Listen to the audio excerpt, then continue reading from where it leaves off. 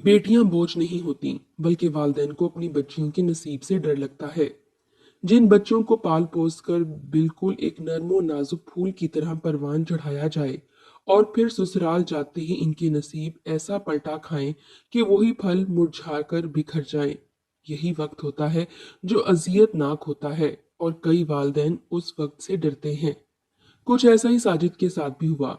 जब इसने अपनी इकलौती बेटी को इस नीयत से बड़े घर में ब्याह कर भेजा कि वहां जाकर इसकी बच्ची को गुर्बत का सामना नहीं करना पड़ेगा, वो खुशो खुरम जिंदगी गुजारेगी। वो गरीब होते हुए भी दुनिया की हर कीमती चीज अपनी बेटी को खरीद कर दे चुका था। बस ना खरीद कर दे सका तो अपनी बच्ची का नसीब। मारिया दुल्हन बनी आईने के सामने बैठी थी। वो अपने बालों में उंगली फेरती सताइशी नजरों से खुद को देख रही थी। बिलाशुबा इस वक्त बेहद हसीन लग रही थी। दुल्हन बनकर इस पर खूब रंग रूप आया था कि तभी दरवाजे पर हल्की सी दस्तक हुई। मारिया ने गर्दन मोड़कर देखा और फिर कहने लगी कि कौन है, अंदर आ जाइए। इतना कहकर वो अपने हाथों में मौजूद फूलों के गजरे को ठीक करने लगी कि तभी दरवाजा खुला और साजिद अंदर आया। जैसे ही मारिया की नजर अपने अब्बा पर पड़ी तो वो फौरन अपने दुपट्टे को ठीक करती उठ खड़ी हुई। अपनी बेटी को यूं दुल्हन के रूप में देखकर इसकी आंखों में चमक सी उभर आई थी। वो दिल ही दिल में ढेरों दुआएं देता आगे बढ़ा। कुछ सोचता रह गया कि काश आज इसकी माँ जिंदा होती तो कितना अच्छा होता। साजिद ने आकर अपनी बेटी को सीने से लगाया और फिर इसे अपने सामने बिठाकर कहने लगा कि देख बेटी, अगर मेरे बस में होता तो मैं एक पल को भी तुझे अपनी नजरों से जुदा ना करता। हमेशा तुझे इस घर की रानी बनाकर रखता। तू तो मेरे इस घर की रौनक है। तेरे अब्बा की सांसें ही गोया इस घर में गूंजती तेरी किलकारियों से चल रही हैं। मगर यही दुनिया का दस्तूर है। बच्चियां तो पैदा होते ही पराई अमानत होती हैं। साजिद की बात सुनकर मरियम की आंखें भीग चुकी थीं, मगर साजिद इसके आंसू साफ करके बोला, ना रो पगली, मेरी शहजादी बेटी। मेरी शहजादी बेटी रोते हुए अच्छी नहीं लगती। अगर आज तेरी माँ जिंदा होती तो तुझे वो ये बात बताती, मगर चूंकि मैं ही तेरा बाप और तेरी माँ हूं, इसलिए इतना कहूंगा कि मेरी लाज रखना। अपनी माँ की मोहब्बत और बाप का मान अपने ससुराल में यूं ही बरकरार रखना। कभी भी वो नौबत मत आने देना कि कोई तुम्हें देखकर तुम्हारी मरहूम माँ की तरबियत पर उंगली उठाए। बाप की नसीहत आमेज बातें सुनकर मरियम ने अपने हाथ में अपने अब्बा का हाथ थामा और भरपूर यकीन दिलाते हुए बोली कि अब्बा, आप फिक्र मत करें, मैं आपको कभी भी शिकायत का मौका नहीं दूंगी। मरियम ने अपने अब्बा को देखकर एक गहरी सांस खारिज की थी। वो जानती थी कि इसके अब्बा ने इसका घर बसाने के लिए किस कदर मेहनत मुशक्कत उठाई है। मारिया का ताल्लुक एक मतवासिल तरीन तबके से था। वो गरीब बाप की इकलौती बेटी थी, मगर हुसन की दौलत से माला माल थी। वो इस कदर खूबसूरत थी कि इसकी पैदाइश के बाद कई रोज तक तो इसका चेहरा ही किसी को नहीं दिखाया गया था। बड़ी बुजुर्ग औरतें कहती थी कि मारिया का चेहरा ढक कर रखो, ये ना हो कि बच्ची को किसी की नजर लग जाए। यूं ही वक्त गुजरता चला गया। मारिया न सिर्फ खूबसूरत थी, बल्कि इसे अपने माँ बाप की मोहब्बत भी बेइंतहा मिली थी। मारिया के वालिद के पास छोटी सी जमीन थी जहां पर वो खेती बाड़ी किया करता था। मगर जैसे जैसे मारिया बड़ी हुई तो खर्चे भी बढ़ने लगे। इसने मारिया को पढ़ाया लिखाया। खर्च पूरे करने की खातिर मारिया के अब्बा ने साथ नौकरी भी करना शुरू कर दी थी।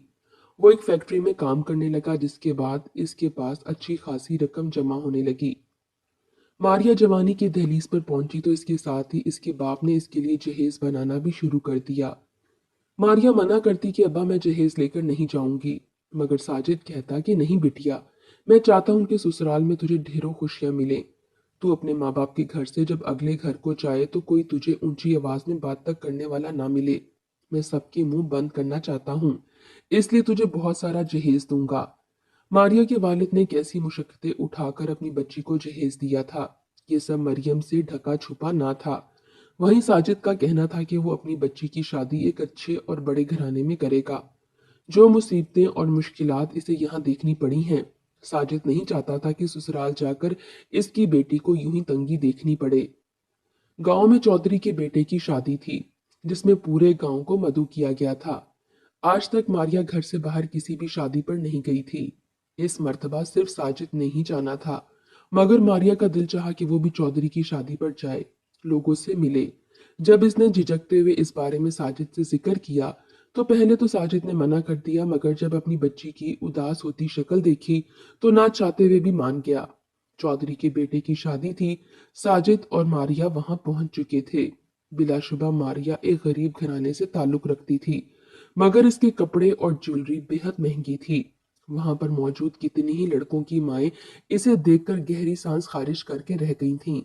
हर कोई एक दूसरे से पूछ रहा था कि आखिर ये लड़की कौन है, किसकी बेटी है, अरे इसका बाप करता क्या है।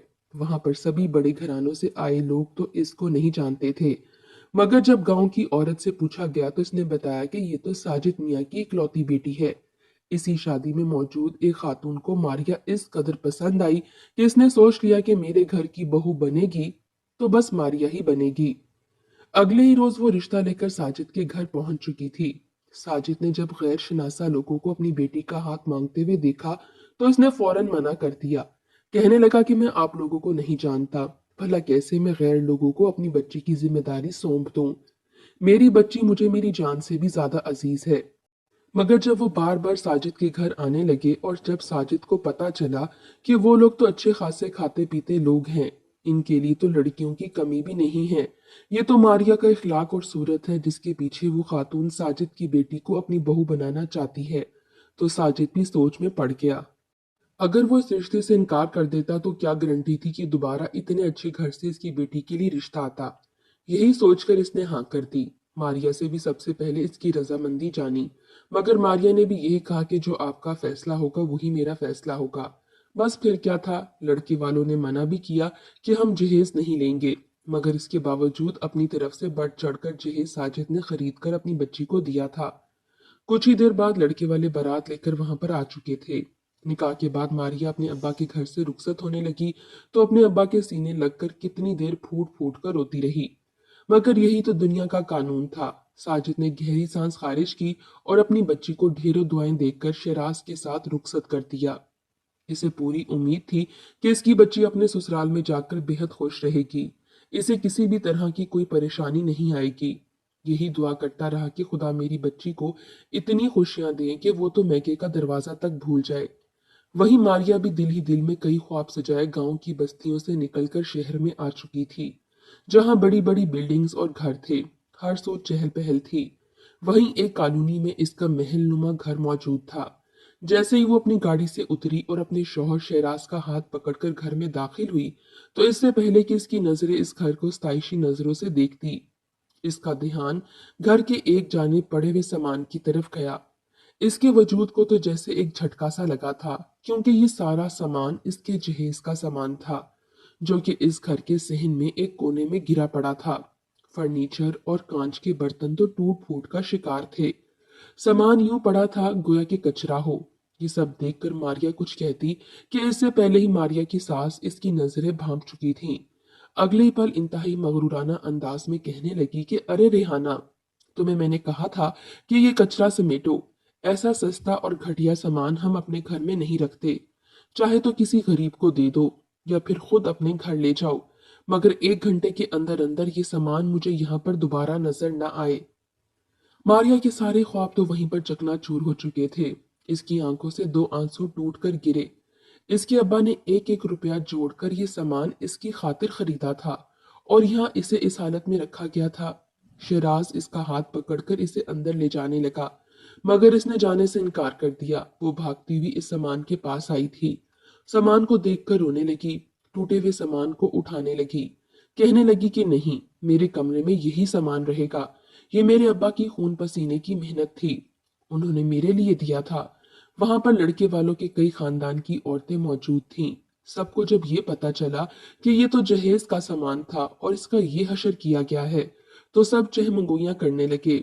मजबूरन लोगों की बातें सुनकर शराज की माँ ने वो फर्नीचर अपने बेटे के कमरे में ठीक करवाया, मगर उसी के साथ ही इसने शराज के कान भी भर दिए थे कि इस लड़की को आए हुए अभी चंद मिनट नहीं हुए और आते ही फसाद बर्पा कर दिया।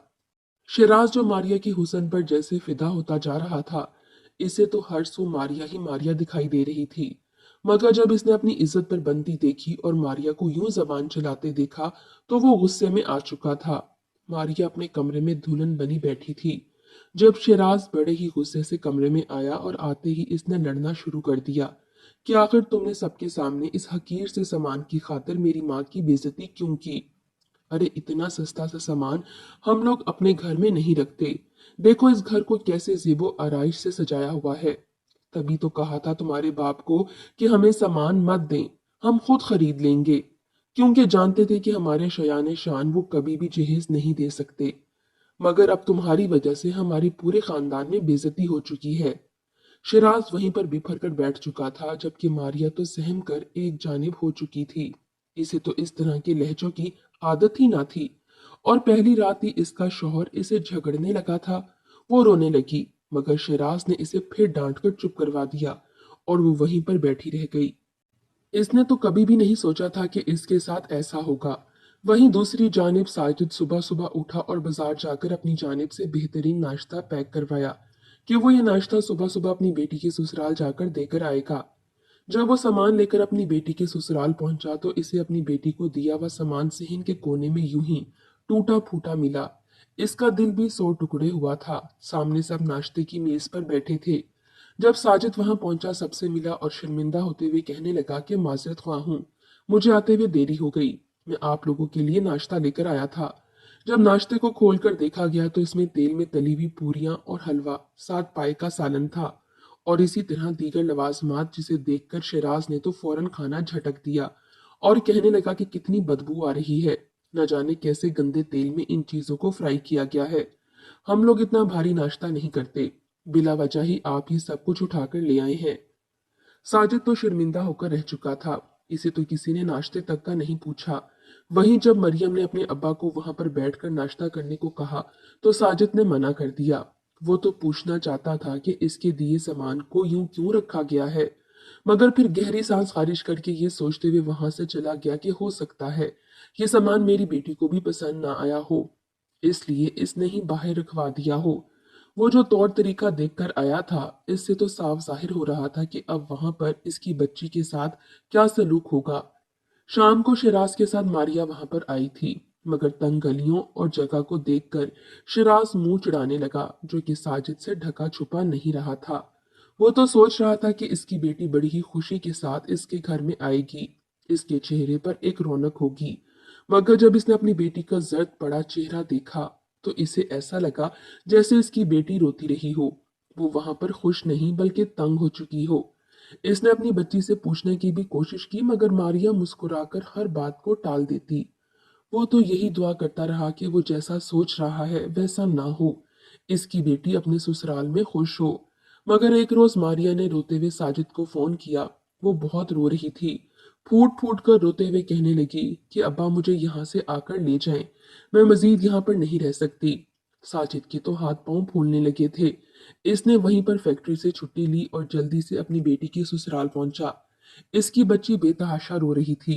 इसके माथे पर नील का निशान था, जैसे इसे मारा गया हो। इसके हाथ भी सूजे हुए थे। वो तो गुस्से से बिफर उठा था।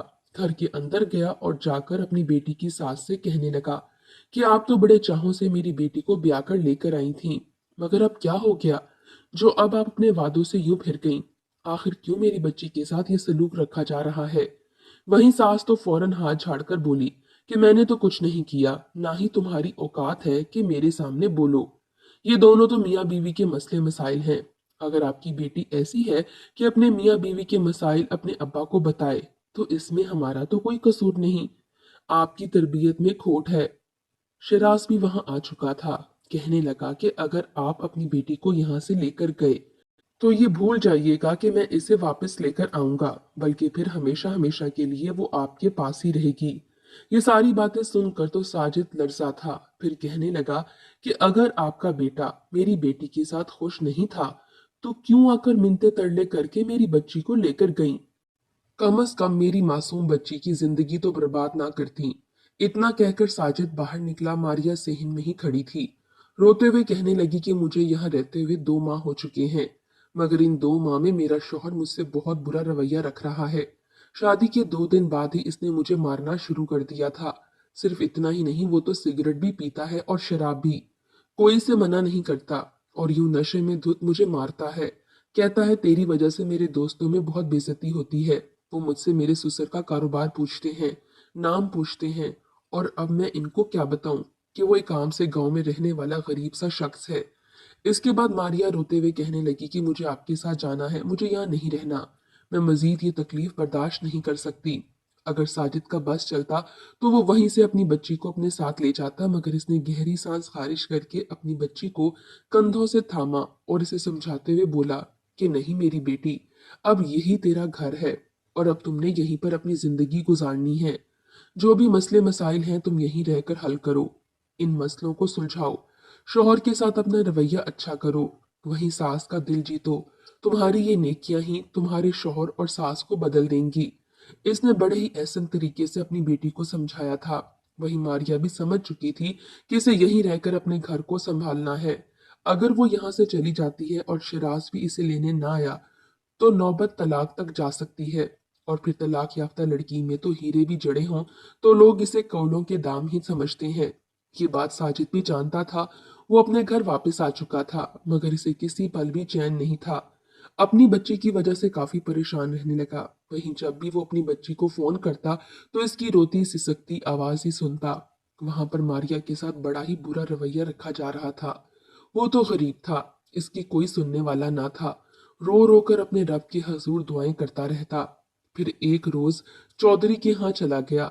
चौधरी साहब जानते थे कि साजिद की बेटी की शादी इनके ही यहाँ एक रिश्तेदार के यहाँ हुई है।